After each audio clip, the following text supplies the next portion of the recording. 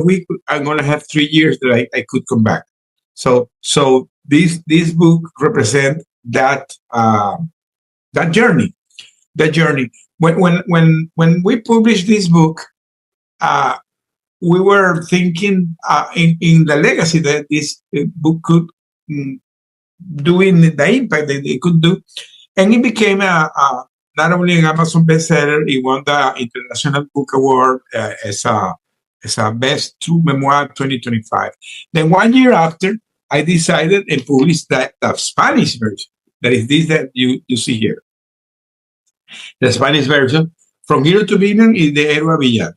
This book, in a week, I remember that day I was with Fred when it jumped in 4 categories at Amazon first place, and it was a total surprise that we were talking, and then she went to Amazon and poof, appeared in 4 categories in #1.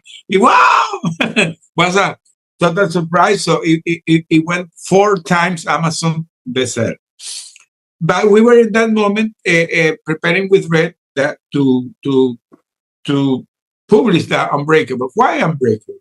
Because one of the things that I discovered during all this journey is that I have been talking about leadership. I have been talking about resilience. I have been talking about faith. I have been talking about how all of that rephrased me, and how I discovered that many of the things that I went through, I could survive it because of the faith. And when we got connected to our spirituality with our church, we begin to do church service. Mervis, that is here with me, we have been involved in church service all over. By the way, in 1 hour, we're going to have an event that every Wednesday we handle here in our house. We receive people, and it's a group called Grupo Convida. It's a small group of our church that we it's like a cell, because it's the principle of the early Christianity that they met in their houses. So this is what we're doing today. So when we decided to go to Unbreakable, was trying to put those lessons that we have been learning through this journey, and it became to be the book. Unbreakable, we published 1 week ago, and it went also Amazon first place in learning growth, second place in personal development, and second place in spirituality. So he got 3 times Amazon bestseller too. So this book is less than 1 week. So when we decided to put this book, we were talking about biblical principles that help you to navigate your journey as a leader. Because the book is Unbreakable, Faith-Fueled Leadership for the Life's Toughest Battles. Because one of the things that we discovered, that people in life go through battles.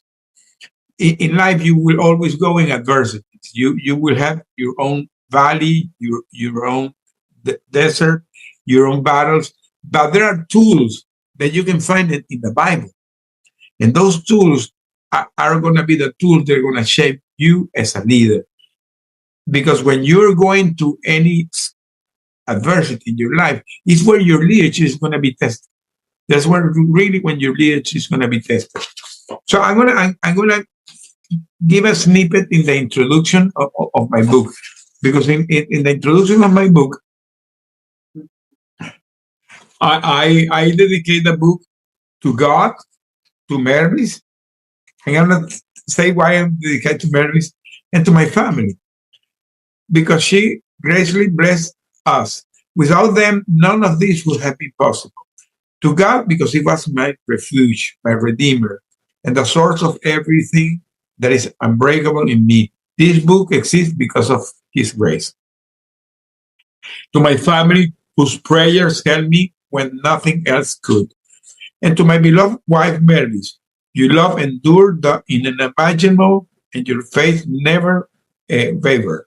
So I'm going to say why Mervis, because the people that are not familiar, during my 5 years of captivity, really my anchor was Mervis. She is the real hero of all this journey. because she was the who made me survive. She supported me not only logistically, emotionally, spirituality, because she was always taking care of me. Every time I was receiving food provided by her, I saw the cans with the food. It was not the food, was her love behind that. So this is part of why she is so important in this journey. When we went through Unbreakable, we divided the book as a tool that can be used to any leader that really needs to face battles in their life. And for example, if you go to the beginning of the book, you're gonna read that preface. I didn't see out to become a coach. For most of my life, I was a businessman. I was an executive. I was a husband. I was a father, doing my best to lead with integrity in a complex world. I believe in strategies, in system, in staying strong under pressure. But the life changed violently, suddenly, without warning. I was taken hostage in a political crisis that I didn't cause.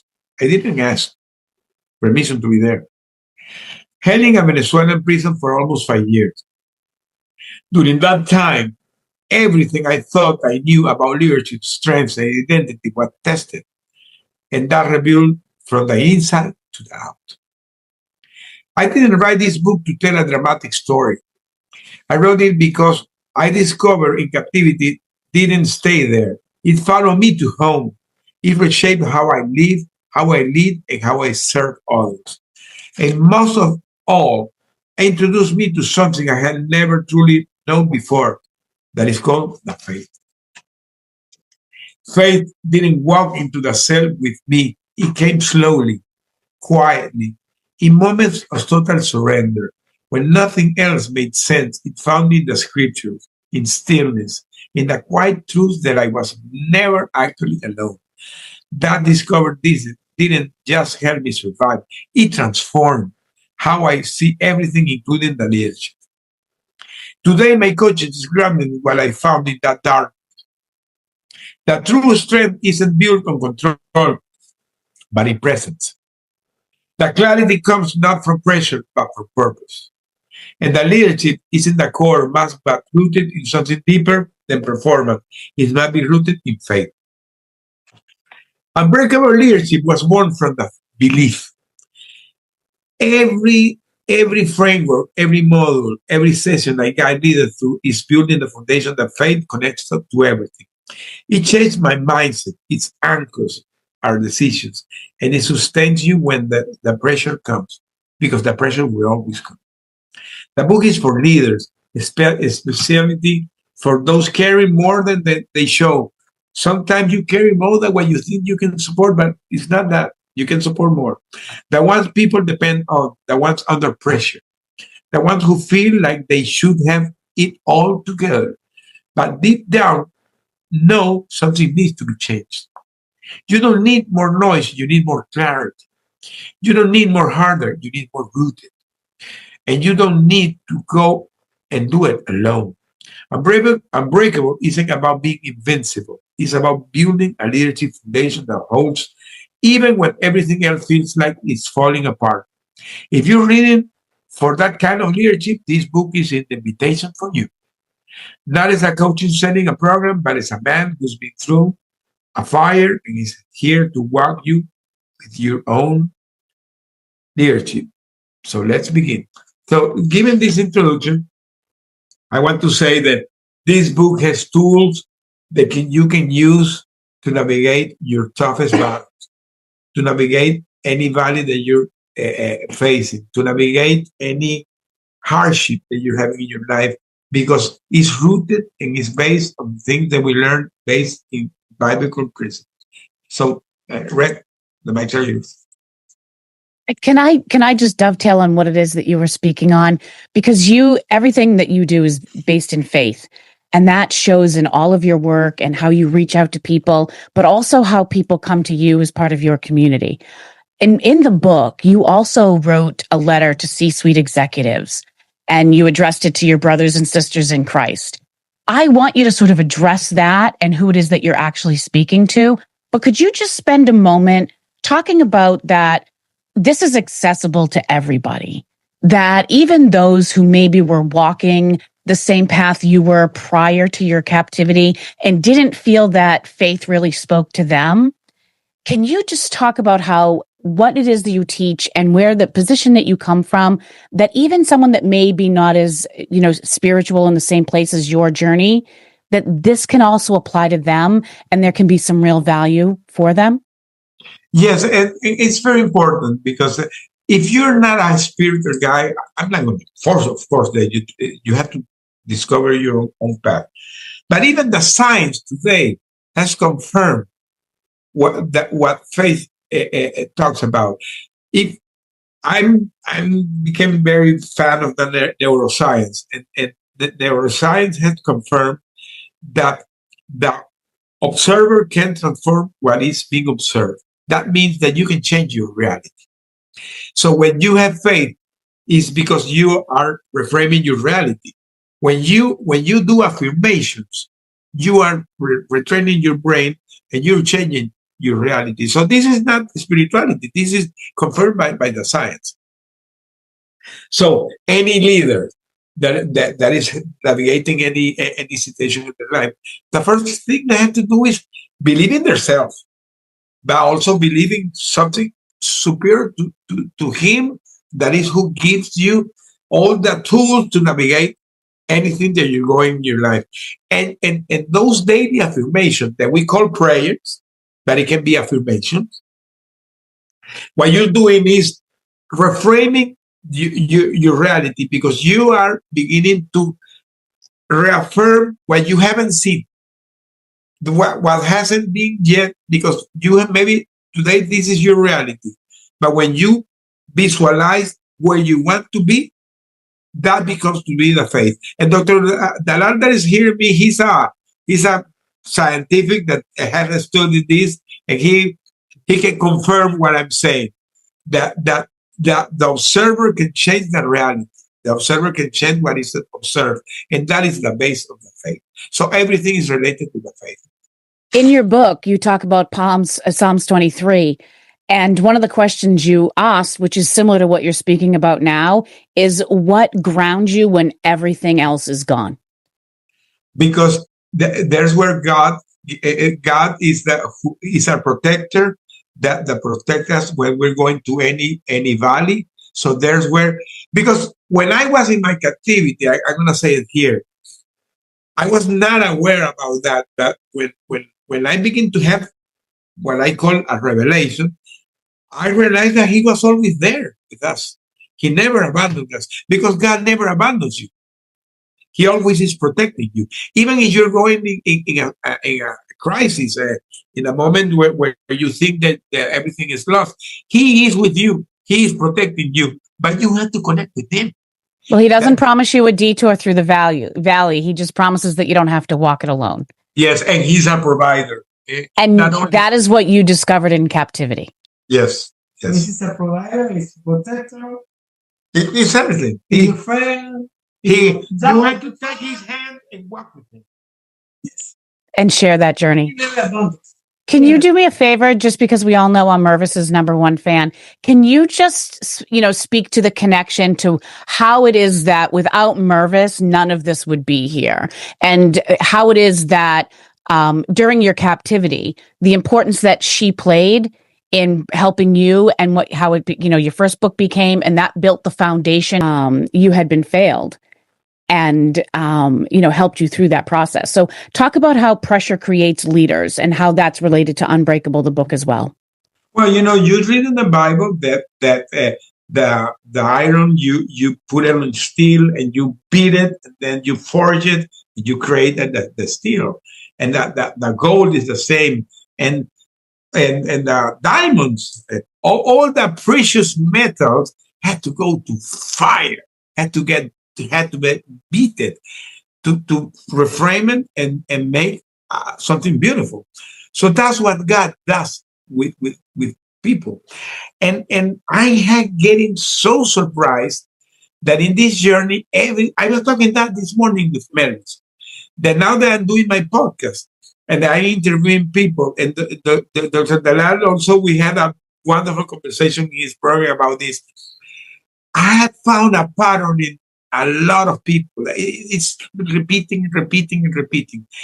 People have gone through valleys, have gone through adverse situation in their life, have been bitter.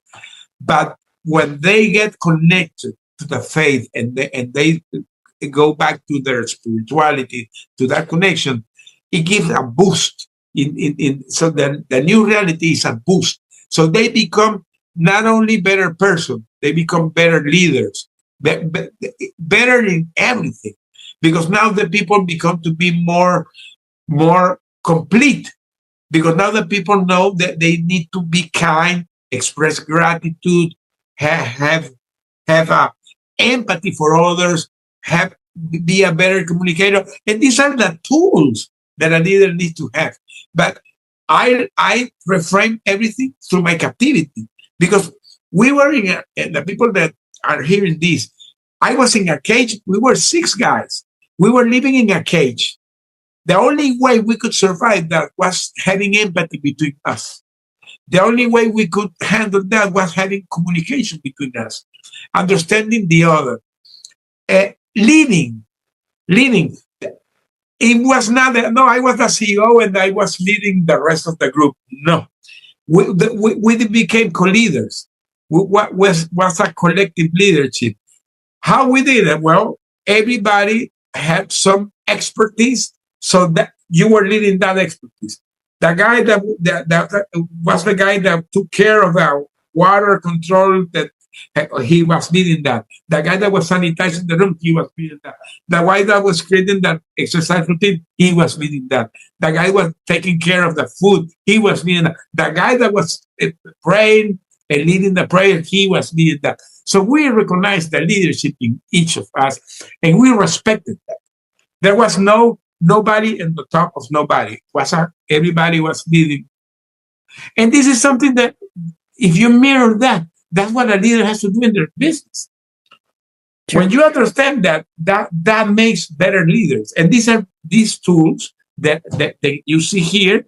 And not only that, it's because it happened to us. It's a discovery that is set in the Bible. So you find in the Bible, and those tools are in the Bible. So you not only practice it, it's because they are in the Bible. It's becoming to be biblical principles. Can we just speak for a moment? And we talk about making this book extremely accessible and extremely relatable to people. So I don't think anyone needs to sort of go to that extreme as far as being held in captivity to feel like they're in a prison. When we say prison, we often think about, it's about walls and bars and concrete and everything else. But you talk in your book about a lot of the real prison that people feel is the one that tests you, that it's something internal. Can you speak to that? Because I think we want to make sure that this is not just about that extreme. It's about the principles that you can apply in your life and everyone's business and everyone's leadership, as you were just speaking to. Yes, that's so true, because the people that are hearing this, you don't have to be a physical prisoner. You don't have to be a physical hostage. But believe me, sometimes the people are in their mental hostage situation. They're stuck in their business. They don't know how to handle the situation. That business maybe is not growing. You're having problems with the people, with your client. You don't know how to handle that. That situation, sometimes being a mental hostage, sometimes is even worse than being a physical hostage. I say that people, they don't have to go through the process I went. So that's why the importance of this book and the coaching, because those tools that I learned there are here to help you. So you don't have to do the things. I already went through that, and I can navigate you how you can manage that. Things, for example, regretting balance in your life. So important. that the leadership in today's world. By the way, I was talking this morning about that. Leaders in this world are full of ego, self-centered. Everybody's thinking in themselves. I was talking with a guy that he told me that he felt that in his business he was bullied because his coworkers were bullying him. And I told him why. He said because everybody was full of ego. Everybody was full of ego. And when you go to the top, sometimes you feel that, I'm a great guy. I'm in the top because it's me. And it's not because of you. And when you go in that path, you begin to lose sense of reality and sense of contact with the people that really cares, that is your family. So it's so common that you go to the top in a leadership position, but you lose your family, you lose friends, you lose everything, because that was me. That was me, and that was a great lesson that I learned, and I'm here to share with you. I'm here to tell you how you can reframe this to become not only a good leader in your business, a good leader in your life. Can you talk to vision in the dark?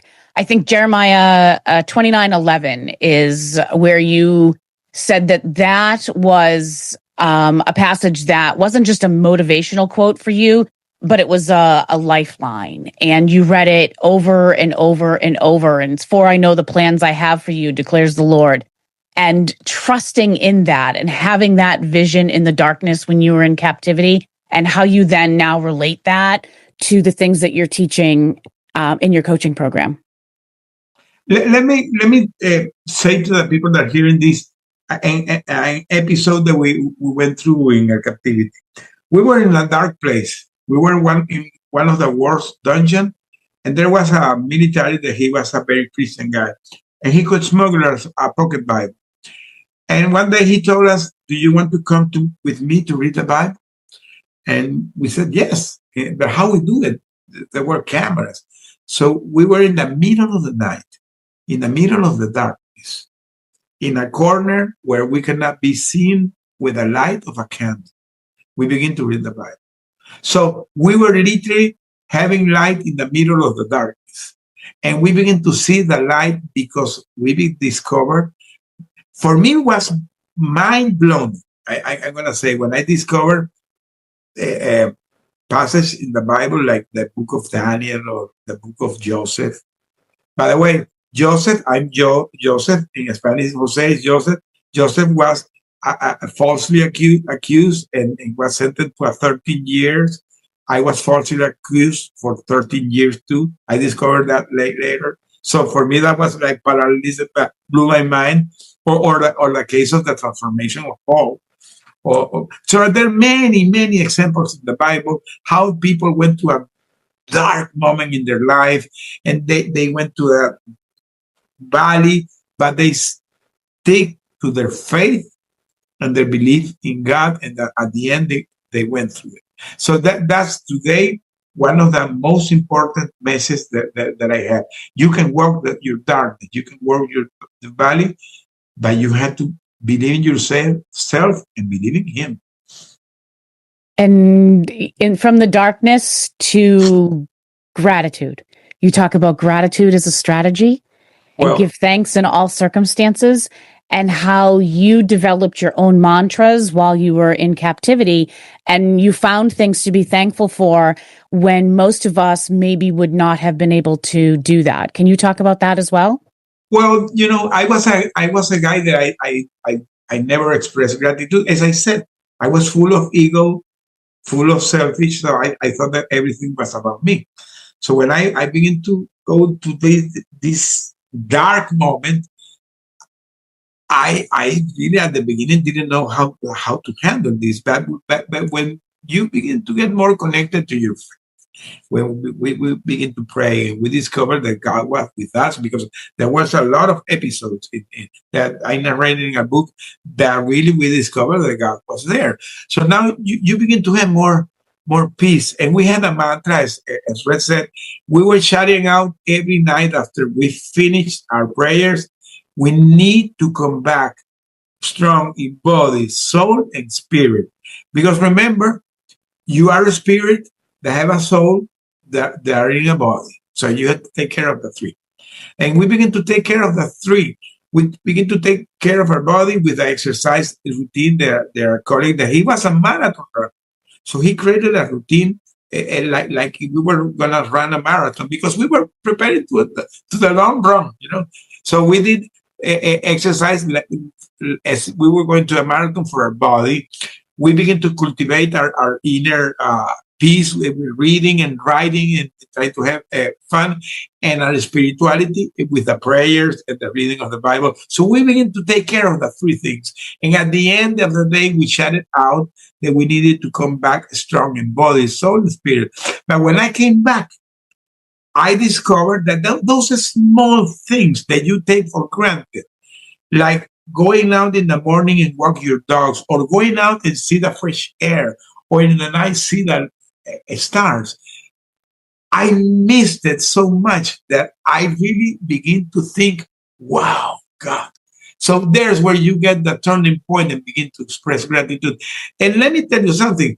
Again, neuroscience has confirmed that when you express gratitude, you are producing some hormone that is that it put you in it's the same that that when they put the mask when you're going to take out the teeth, something like that makes you smile. Well, that you get infused with happiness. So that gives you joy. The gratitude gives joy. So if you express gratitude, again, you are retraining your brain. You're rewiring your brain, and you're expressing gratitude, and that gives you joy. So every morning, not only morning prayers, morning expressing gratitude.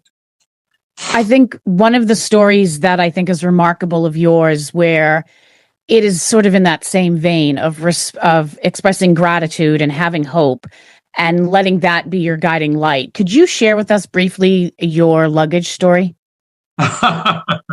Yeah. We were in the fourth year. We were in the fourth year of our captivity. And one day, because this guy always things were surprising. One day they opened the door and said, dress up that you're going to have a visit. So we dressed up and we went to the office of the director of the prison. So they put us some chairs and somebody was coming. And when they opened the door, it was a very tall guy. He was the ambassador, Roger Carson. By that time, he was the special presidential envoy for House Affairs of the U.S. government. And he was taking care of the direct negotiation to get us released. So we had the opportunity to have a meeting with him. So when we were having the meeting with him and the meeting was finishing, I came to him and said, Ambassador, we are gone. I don't know when, but we are gone. And he said, okay, you're very optimistic. He said, no. I'm not being optimistic. I'm sure that we're going to be gone. So the day after, these guys, because they were trying to have the sense that we were treating okay, because they were having direct negotiation. So they gave us a phone call. So we could call our families to tell about this visit. So I called my wife and said, well, we had a visit of the Ambassador Carter. He said that they're fighting hard to get us released. I said to my wife, Mommy, please tell Edgar. Edgar was the guy in charge of the logistics. Tell Edgar to bring me this Saturday a small carry-on and try to put some clothes there in the carry-on. And she told me, why? I said, no, because I want to be ready to go. And she said, bring me the carry-on, please. That Saturday, Edgar brought me the carry-on. And Edgar said, why you want the carry-on? And I took all the clothes that I have in the cell. I took everything out. Everything out. I got with the minimum clothes in my carry-on. So I put the carry-on in a corner. And every morning, I woke. The first thing when I woke, I saw the carry-on. And I began to talk to that carry-on. I began to talk to the carry-on saying, be ready, my friend, because we're going to go. And that began to be a daily routine, talking to the carry-on. It took 1 year But 1 year in October 1st, 2022, they opened the door and they said, dress up that you're released. And you know what? I brought my carry-on. The carry-on, I have it here. I have it here. And not only that, when I arrived here in the US, we're arriving in a military base called the Army Group Military Base here in San Antonio, Texas. And I came with my carry-on. And the time I stayed there was with the clothes that were in the carry-on. So my daughter, when she saw me going off the plane, she saw me with a carry-on and she said, Dad is coming, like he was coming from a vacation. Because the carry-on for me became to be my anchor. And today, what is the metaphor I use today? That, by the way, Fred helped me to craft that speech today. That is, you have a very heavy luggage that sometimes you put in your shoulder and it's heavy in your back. That luggage, you have to take it off and give it to God, because God says, give me your weight to me that I will carry it. So you give that luggage to him, but you stay with that carry-on, because that carry-on is your dreams. That carry-on, because I was talking every day, I'm gonna come back. That became my dream. So that carry-on was my dream. And that's what you have to carry in your life. That carry-on, carry your dreams. Don't leave it. Pursue your dreams, and the burdens, give it to God. Give it to God. So this is the metaphor of the carry-on.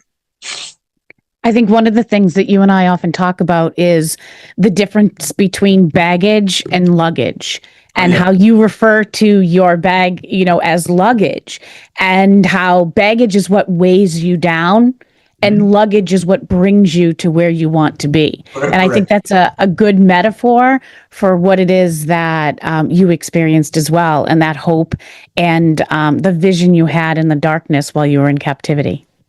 Yes. And again, anybody that's hearing this, don't carry a baggage. Give the baggage to God. Mm-hmm. Carry your luggage. That is your dreams.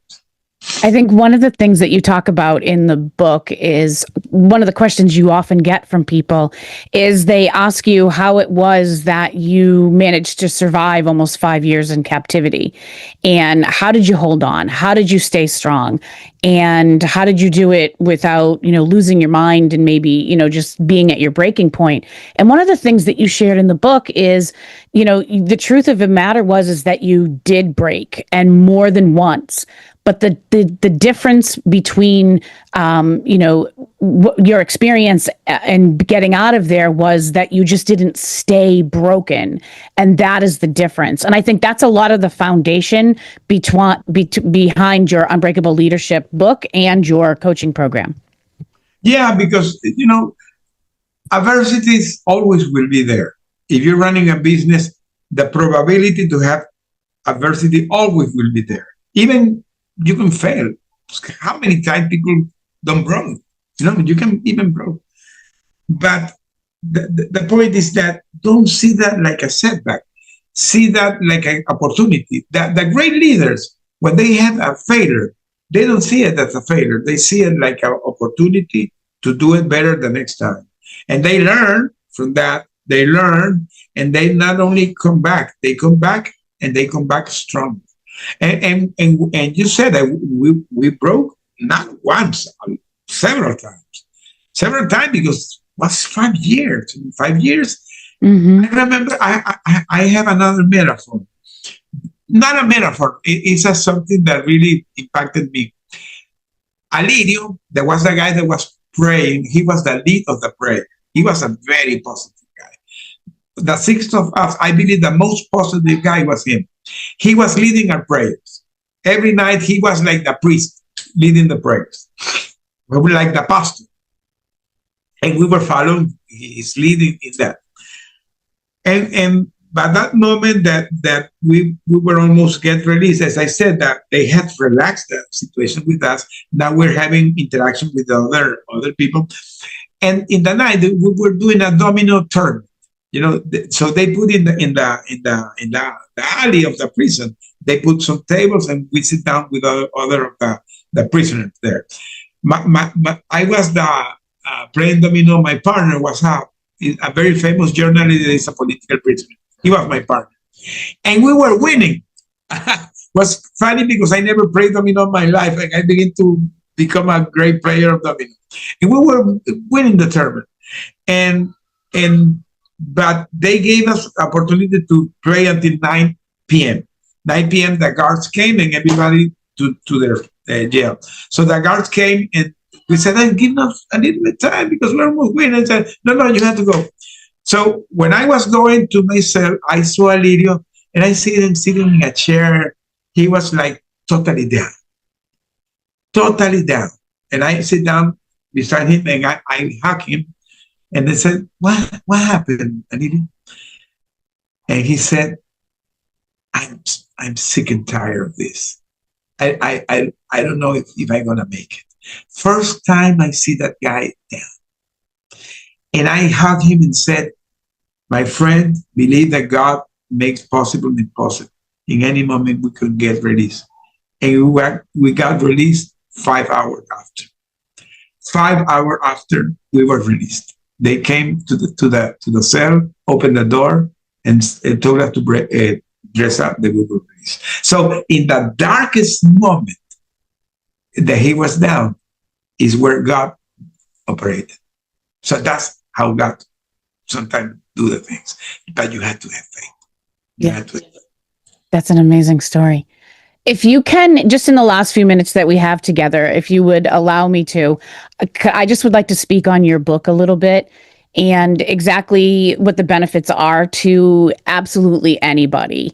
Even if they aren't in a position of leadership, I think the values that it teaches and the stories that you tell and the direction that you give isn't just for, advice to emerging leaders. I think it's advice to anybody. So some of the things that you speak on in the book is that you don't need to lead from proving, you need to lead from knowing.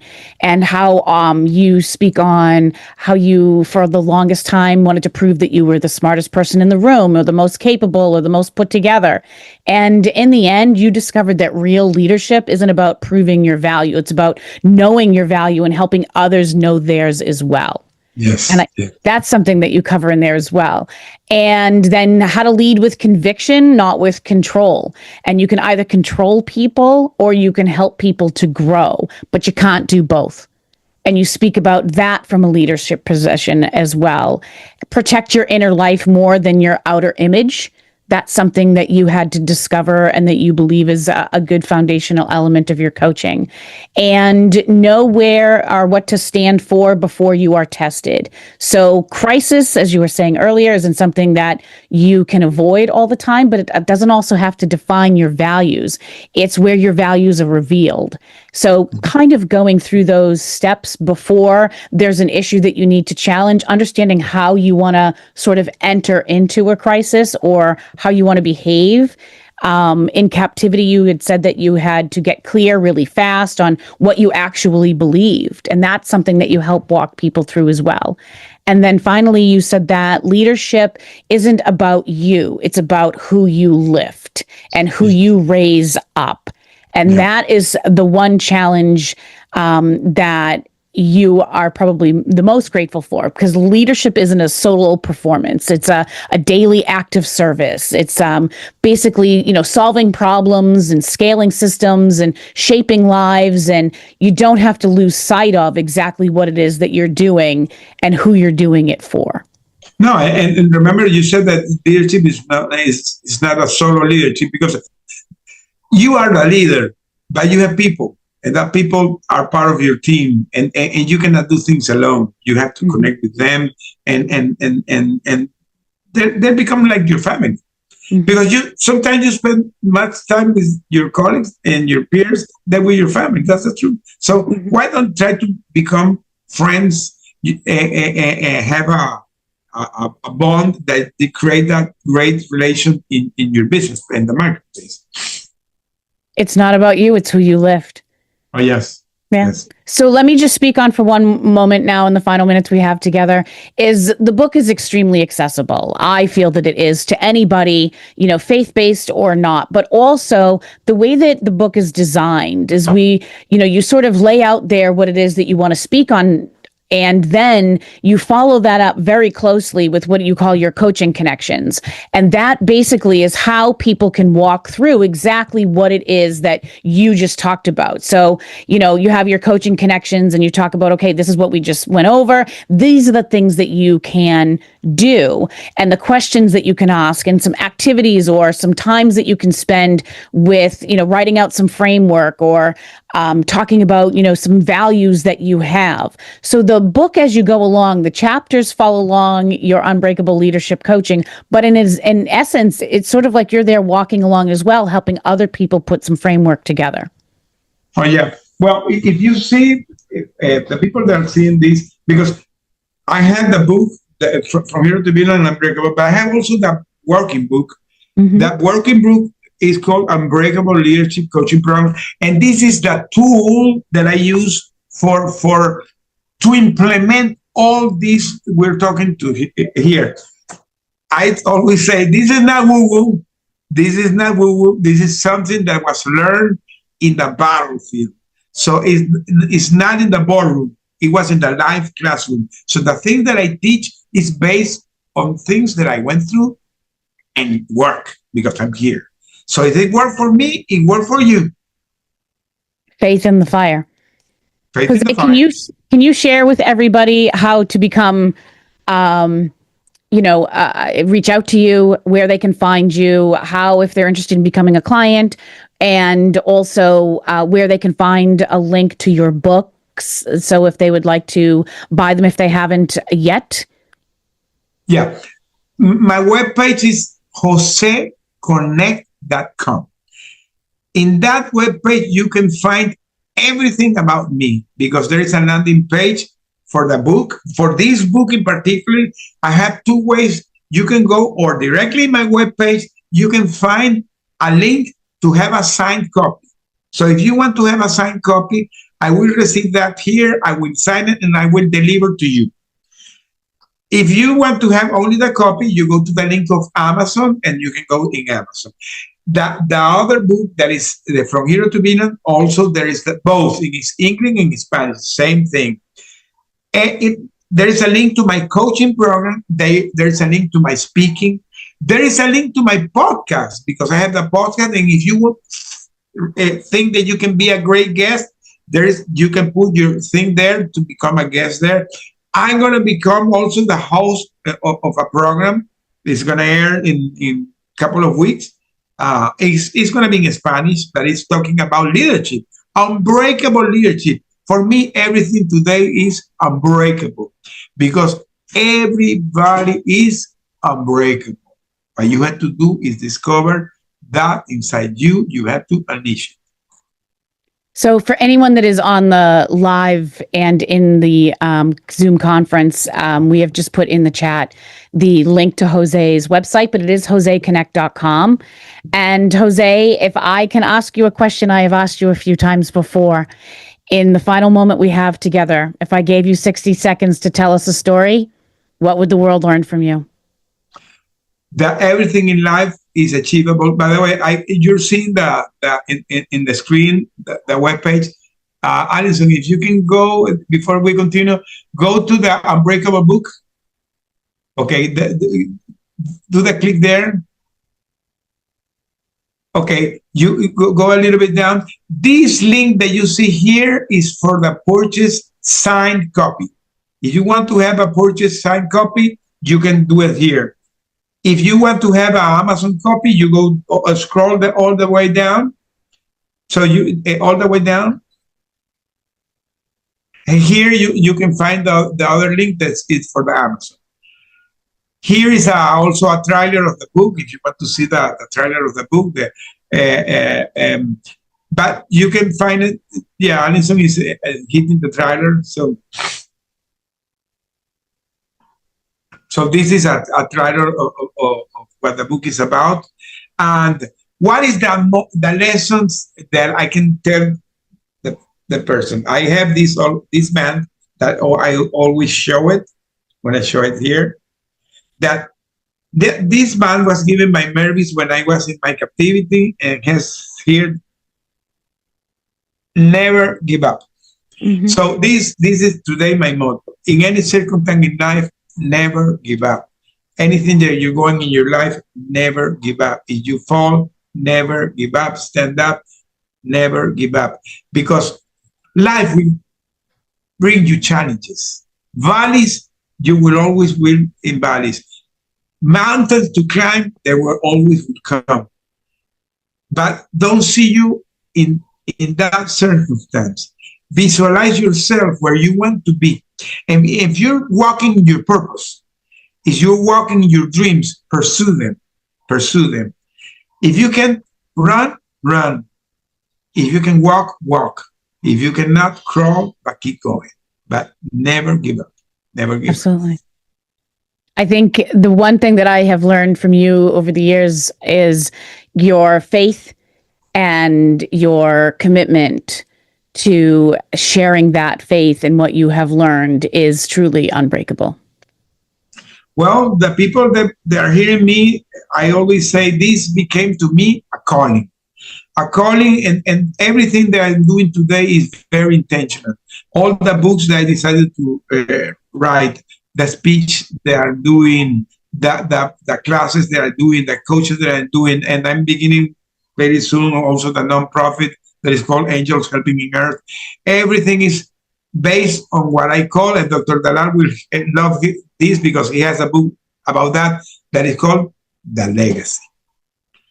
The lifetime legacy. Everything for me today is to leave a legacy to my grandsons. The other day I was having a conversation with Martin, my grandson. Martin has today 10 years. And we were here and I told him that I had written this new book. And he always is curious with me. And I said, Papi, I'm beginning the nonprofit. The nonprofit is called Angels Helping in Earth. And I visualize you running that in 40 years. And you know what he did? He began to cry. Oh. He began to cry, and but his crying was like he didn't believe that I said that to him. So I touched his heart. So how long is this to run? No, we're finishing. We're finishing. We're wrapping up right now, Bill. We're wrapping up right now. Yeah, we're coming to the end. So for me, that is a lifetime legacy. And everything that you do in life, find your purpose. Try to leave a legacy because everybody has a purpose in life. Visualize what is your purpose and leave a legacy. Jose, I am very grateful for you and your time today and sharing your expertise and experience. And your time is extremely valuable, and I hope I honored that here today.